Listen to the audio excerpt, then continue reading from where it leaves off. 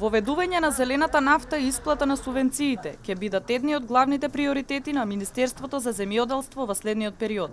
Новиот министер Николовски пред денешната прва средба со представниците на земјоделските здруженија во Македонија најави дека ќе се анализира и работењето на платежната агенција.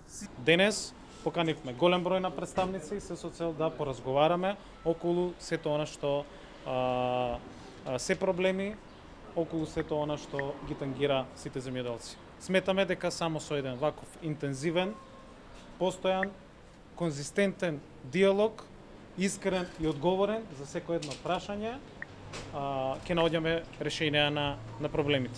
Земјоделците се плашат дека оваа година може да биде една од најкатастрофалните за нив, поради лошите временски услови. И според нив, клучна треба да е до исплатата на субвенциите, но и проценка од комисии за настанатите штети. Земјоделството не е статично, е променливо, секој ден има некои промени.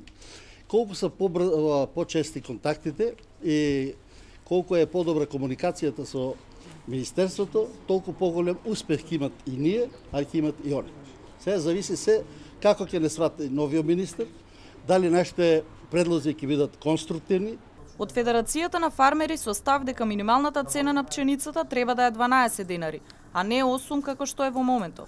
Тоа е чисто упознавање и укажување на она што ние како представници на земјоделците во иднина ќе го бараме од ресорното министерство, од министерството па и од владата на Република Македонија, бидејќи сите ние представниците без разлика дали се работи за Федерација на фармери, Сојуз на земјоделци, асоциации, ние сме едноставно социоекономски партнери со владата на Република Македонија и со институциите на владата.